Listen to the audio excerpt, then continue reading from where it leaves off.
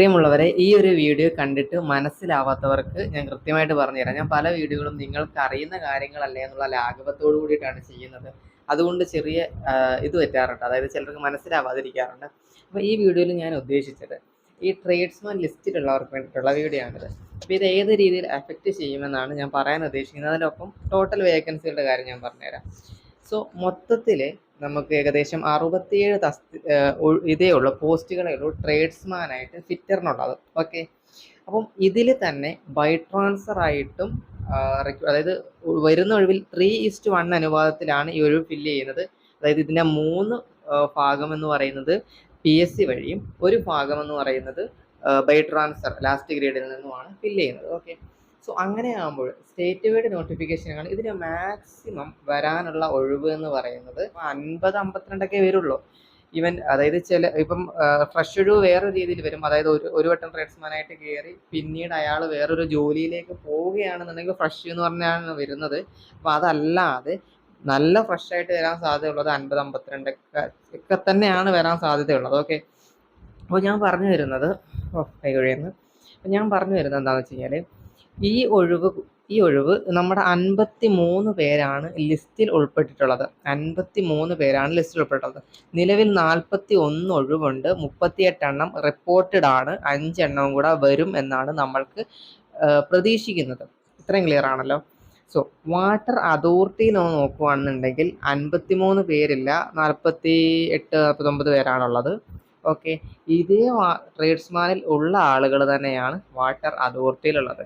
നിലവിൽ water അതോറിറ്റിയിലുള്ളത് 6 ഒഴിവാണ്, report ചെയ്തിട്ടുള്ളത് 5 ഒഴിവാണ്. Okay, അപ്പോൾ ഈ 5 ഒഴിവ് കഴിഞ്ഞ് ഇനി ഒരു 4 ഒഴിവ് കൂടി 2025 വർഷത്തിൽ വരും. അപ്പോൾ മൊത്തത്തിൽ 10 ഒഴിവുണ്ട്.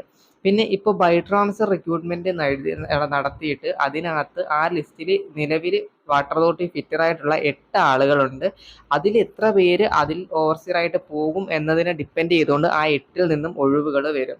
അപ്പോൾ അത് ചിലപ്പോൾ 8 വരാം, ചിലപ്പോൾ 6 വരാം, ചിലപ്പോൾ 5 വരാം, ചിലപ്പോൾ വരാതിരിക്കാം, അതൊന്നും അറിയില്ല. അതിനനുസരിച്ച് നമ്മളൊരു അപ്രോക്സിമേറ്റ് ഞാനൊരു 15 അങ്ങ് കൂട്ടി, മൊത്തത്തിൽ 3 വർഷത്തിൽ 15 ഒഴിവുണ്ട് എന്ന് ഞാനങ്ങ് കാൽക്കുലേറ്റ് ചെയ്തു. ഓക്കെ, ഇനി അടുത്തത് വാട്ടർ ട്രാൻസ്പോർട്ട്. കോമൺ എക്സാം ആണ്. വാട്ടർ ട്രാൻസ്പോർട്ടിൽ മൊത്തമുള്ളത് ആകെ 2 ഒഴിവാണ്. പ്രതീക്ഷിത ഒഴിവുകളൊന്നുമില്ല, റിട്ടയർമെൻറ്റോ പ്രൊമോഷനോ ഒന്നും തന്നെ ഇല്ല.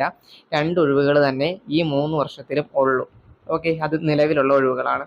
ഇത്രയും ക്ലിയർ ആയി എന്നാണ് ഞാൻ വിശ്വസിക്കുന്നത്. ഓക്കെ, ഇനി ബാക്കിയുള്ള കാര്യം പറഞ്ഞുതരാം. ഇപ്പം എന്താ സംഭവിക്കുന്നതെന്ന് വെച്ച് കഴിഞ്ഞാൽ ട്രേഡ്സ്മാനിൽ 53 ആളുകളുണ്ടല്ലോ, കുഴപ്പമില്ല, ഈ ലിസ്റ്റിൽ നിന്ന് തന്നെ ഈ നിയമനം നടത്താവുന്നതേ ഉള്ളൂ. ഇനി കാരണം നിങ്ങൾക്കറിയാം, ഓപ്പൺ കോമ്പറ്റീഷൻ അതുപോലെ തന്നെ റിസർവ്ഡ് കോമ്പറ്റീഷൻ എന്ന രീതിയിൽ പോകുന്ന സമയത്ത് ഈ ലിസ്റ്റിൽ നിന്ന് തന്നെ എന്ത് ചെയ്യാൻ പറ്റും, ആളെ എടുക്കാൻ പറ്റും. ലിസ്റ്റ് ഫുള്ളായിട്ട് ആൾ ചിലപ്പോൾ കഴിയത്തുമില്ല. ഓക്കെ ആണല്ലോ. പക്ഷെ ഇതിനകത്ത് ജൂനിയർ ഇൻസ്ട്രക്ടർ എന്ന് പറയുന്ന ഒരു എക്സാം കൂടി നടന്നു. അതാണ് ടോപ്പ് പോസ്റ്റ് കൂട്ടത്തിൽ. അപ്പോൾ അതിൽ നിലവിൽ 2 ഒഴിവാണുള്ളത്. പക്ഷേ പ്രതീക്ഷിത ഒഴിവുകൾ ഒന്നും അറിയില്ല. ഈവൻ 10-15 ഒക്കെ വന്നാൽ അതിൽ എത്ര ഒഴിവ് വരും എന്നതനുസരിച്ച് കളി മാറും. ഞാനൊരു 10 എണ്ണം ഞാൻ ചുമ്മാ എക്സ്പെക്ട് ചെയ്തതാണ്. അത് കൃത്യമായിട്ടുള്ള സോഴ്സോ കാര്യങ്ങളോ ഒന്നുമില്ല, വെറുതെ എക്സ്പെക്ട് ചെയ്തതാണ് 10 എണ്ണം. അങ്ങനെ 10 എണ്ണമൊക്കെ വന്നു കഴിഞ്ഞാൽ ചിലപ്പോൾ അങ്ങോട്ടും ഇങ്ങോട്ടും ചേഞ്ചസ് വരും. ഓക്കെ, അങ്ങനെയൊക്കെ വന്നാലാണ് പ്രശ്നങ്ങൾ പറ്റുന്നത് എന്നാണ് ഞാൻ ഉദ്ദേശിച്ചത്. ഓക്കെ, അപ്പോൾ ട്രേഡ്സ്മാനിൽ അല്ലാതെ നിലവിലുള്ള ലിസ്റ്റിൽ ഒരു പ്രശ്നവുമില്ല. വാട്ടർ അതോറിറ്റി, അപ്പോൾ ട്രേഡ്സ്മാനിൽ കിട്ടാത്ത കുറച്ച് ആളുകൾക്ക് വാട്ടർ അതോറിറ്റി ഉണ്ട്, വാട്ടർ അതോറിറ്റിയിൽ കിട്ടാൻ സാധ്യതയുണ്ട്. വാട്ടർ അതോറിറ്റിയിൽ ഒരു പ്രശ്നം എന്ന് പറയുന്നത് ഒരുപാട് ഡിലീഷൻ മേടിക്കേണ്ടി വരും. നമുക്ക് ആരുടെയും വിവരമൊന്നും അല്ലെങ്കിൽ കിട്ടാൻ പാടാണ്. അത് NGD ആവും, അങ്ങനെ ഒരുപാട് സമയമെടുക്കും താഴെയുള്ളവർക്ക് കിട്ടാൻ. അങ്ങനെ ഒരു പ്രശ്നമുണ്ട്.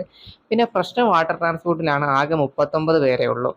അപ്പം എന്തായിരുന്നാലും ട്രേഡ്സ്മാനിൽ ആദ്യത്തെ ഒരു 30 റാങ്ക് വരെയൊക്കെ എന്തായാലും ട്രേഡ്സ്മാനിൽ തന്നെ കിട്ടും. Okay, open competition. പിന്നെ അടുത്ത 9 പേർക്ക് എന്തായാലും വാട്ടർ അതോറിറ്റിയിൽ അതുപോലെ തന്നെ JI വന്നാൽ അങ്ങനെ ഫില്ലായി പോകും. അതൊരു നമ്മുടെ ഒരു ഹോപ്പ്. അങ്ങനെയാണെന്നുണ്ടെങ്കിൽ വാട്ടർ ട്രാൻസ്പോർട്ടിൽ പ്രശ്നം ഉണ്ടാവും.